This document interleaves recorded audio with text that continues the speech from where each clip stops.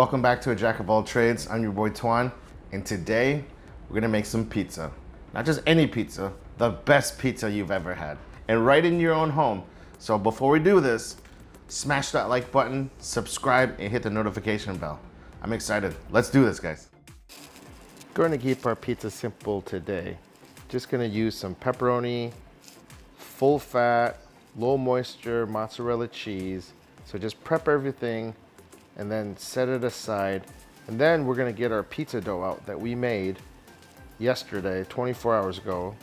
The recipe is in the link in the description box below. Get yourself a bowl of flour, dunk your pizza dough in there. I like to make sure that every little part of the dough is covered in flour, as well as the pizza peel. It's very important to really generously dust your pizza peel.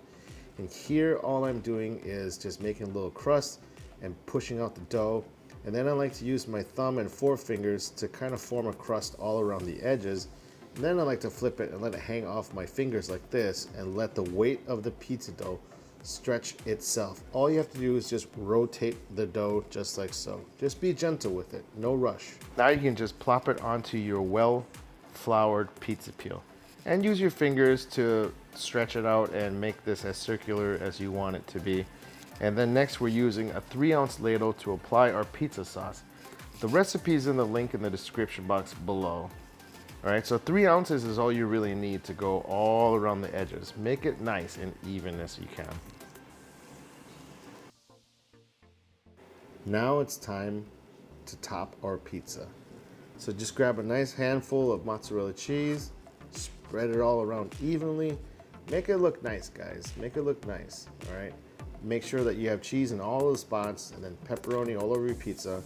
And look how beautiful that pizza slides off that peel. That's why you need to generously flour the peel.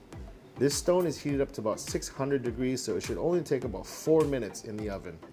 And once it's 4 minutes is up, oh man, look at that. Look at that. Now get your peel gently underneath the pizza and pull it out. Make sure that the cheese doesn't slide off the pizza. Right? And for me, I like to rest my pizza right out of the oven on a wire rack. So that way your crust doesn't get soggy. Speaking of crust, look at that leopard spotted bottom.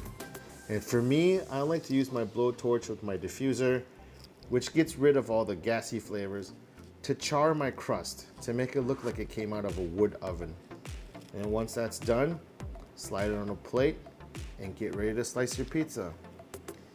Me, I like to slice my pizza into 6 slices, but you can do whatever you want. If you like 6, go 6. If you like 8, go 8. If you want 4, go 4. Or if you just want to pick it up and fold it in half, do it. All right, next is the Parmesan cheese. I like a healthy dose of Parmesan cheese, so just make it snow all over your pizza. As little or as much as you want. You can even skip it if you want to, but I don't think you should. Everybody needs some parm. Then on top of that, I like fresh basil. I like to keep my basil fresh because you don't lose any of the vibrant fresh flavor, and it helps cut through the richness of the pizza, and it is very, very refreshing this way. Look at this pizza. Hey guys, pizza is done. Oh man, I'm so excited for this. Ooh, look at that. 0 flop. Oh man, look at that leopard charring on the bottom. Oh, that looks great. Let's go for this. Oh, that pizza sauce. It's got some nice tang to it. A little spice.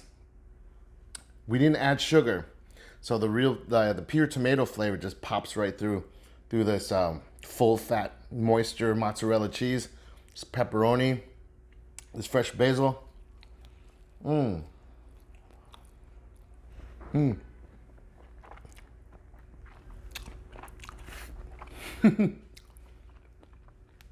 Nice and cheesy. Look at this dough.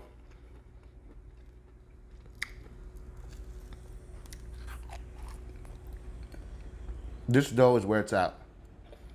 It's nice and crispy on the bottom, and really chewy, almost like a very good bagel.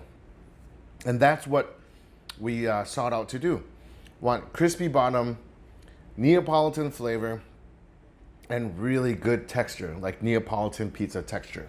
Nice and chewy, not cardboard. And because of the minimal amount of yeast that we put in here, you don't taste the yeast. So one of the things that I don't like about bad pizza, I guess nobody really likes bad pizza, but when you bite into a dough and all you taste is yeast, nah, it ruins the whole thing. This is pure, unadulterated pizza dough. Look at the bottom. And yeah, I like to use the torch because, you know, I don't have a wood-fired oven, to char the crust.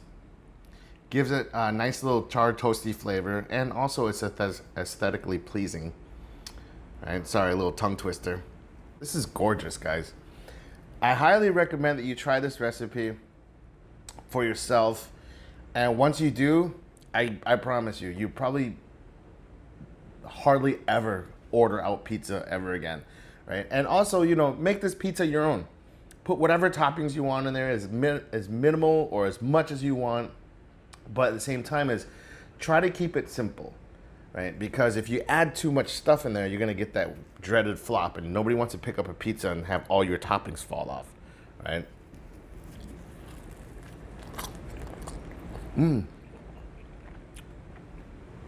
Guys, leave your comments below.